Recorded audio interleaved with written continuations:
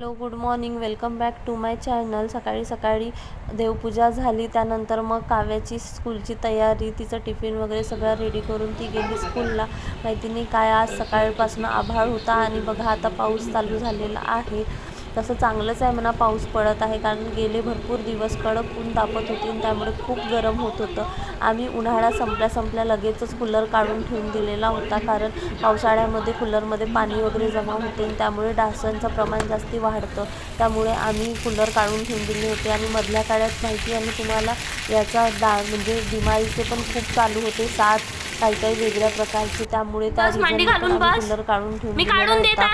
आणि बघा थिरिष्का मॅडम तिची आंघोळ करून गेली, पण ती काही रेडी व्हायला तयार नाही आहे. फक्त तिने केस केले, टिकली पावडर वगैरे असं लावायचं तिला बिलकुल नाही. कारण बघा आमच्या दारासमोर आला होता ठेलेवाला, तो त्याच्याकडे भरपूर खेळणी काही प्लास्टिकचं सामान वगैरे त्याच्याजवळून तिने घेतला. हा फोन, हा कमीत कमी तिचा तिसरा किंवा चौथा फोन असेल. असे आत्तापर्यंत तिने 3-4 फोन तोडून घेतले. आणि हा घेतला लगेच तिला कंट्रोल नव्हतं. सो बघा तिने त्याचं बॉक्स पण तोडून दिलं. सोबत मी बर्ड्स पण घेतले होते आणि कपडे धुवायचा ब्रश पण घेतला होता त्यांच्याकडनं. मग मला सायंकाळी 4:30 वाजताची वेळ आहे ही, जी मला माझे हजबंड यांचा टिफिन बनवायचा होता, कारण त्यांची नाईट शिफ्ट होती आणि त्यांना जायचं होतं. त्यांची नाईट शिफ्टचा टाईम होता 6 ते मॉर्निंग 6 पर्यंत, म्हणजे 12 तास. सो त्यांना 5:30लाच निघावं लागते, कारण अर्धा तास आधी, म्हणजे लवकर घाईमध्ये जाण्यापेक्षा थोडं लवकर गेलेलं बरंच असतं. त्यामुळे बघा मी भाजी भात वगैरे सगळं ऑलमोस्ट स्वयंपाक झालेला, बस चपात्या राहिल्या होत्या. सो मी चपात्या लाटायला घेतल्या, बनवत होती.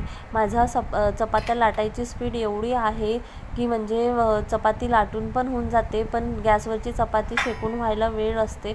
बरेचदा मला वेट पण करावं लागते त्यामुळे. आणि नॉर्मली आम्ही तेलाच्या चपात्या नाही खात, आम्ही फुलकेच खातो. आणि माझे फुलके पण बघा किती छान टम्म फुगतात. काव्या झोपलेली आहे, थिरिष्का पण झोपलेली आहे. मग काव्याला म्हटलं तू थोड्या वेळ झोपून घे, मग आपल्याला मार्केटमध्ये जायचं आहे. ॲक्च्युली तिचं थोडंसं पर्सनल सामान पण घ्यायचं होतं आणि मला भाजीपाला पण घ्यायचा होता. सो मग तिला म्हटलं तू थोड्या वेळ झोपून घे, मग त्यानंतर आपण जाऊया. तोपर्यंत मी पप्पांचं सगळं करून घेते. काय होते की त्यांचं ते गेल्यानंतर कसं मी निवांत मोकळी होऊन जाते. आणि म्हणजे मला मग कुठे बाहेर पण गेली की टेन्शन नसते आल्यावर. बस फक्त मला आल्यानंतर भांडी वगैरे तेवढं आवरणं वगैरे, आमचं जेवण वगैरे तेच सगळं राहील. स्वयंपाक ऑलमोस्ट झालेला आहे, तर मग टेन्शन पण नाही राहील आल्यावर की जाताना किंवा म्हणजे लेट पण झालं तरी चालतं. आणि आम्ही ॲक्च्युली पायीच जाणार आहे. माझं आणि काव्याचंच जायचं ठरलेलं आहे. थिरिष्काला घेऊन जायचं म्हणजे कसं असते, पायी जावं लागते. माझ्याकडे 2 व्हीलर नाही आहे, म्हणजे स्वतःकडे पर्सनल नाही आहे, माझ्या हजबंडकडे आहे 2 व्हीलर. सो काव्याला रेडी केलं. तिचे पप्पा गेल्यानंतर काव्याचे हेअर वगैरे केले, तिला रेडी केलं आणि आम्ही निघालो जायला. तर काय थिरिष्का पण आमच्या मागे लागली होती. मग तिला कसं काय माहिती झालं माहिती नाही की मम्मी आणि दीदी चालली. आम्ही तिला ठरवलं होतं की तिच्या आजीजवळ सोडायचं, पण माहिती नाही ती मागे लागली. सो तिला पण आम्हाला सोबत घेऊन यावं लागत आहे आता. आणि आम्ही मग गेल्यानंतर मग भाजीपाला वगैरे घेतला. त्यासोबत थिरिष्काला आणि काव्याला दोघींना पण घ्यायचा होता पैसे जमा करायचा गुल्लक. सो मग काव्याला तिथनं गुल्लक पण घेऊन दिला. आणि मग घरी आलो. येताना काव्याला घ्यायचा होता पिझ्झा, सो आम्ही पिझ्झा घेऊन आलो सोबत येताना.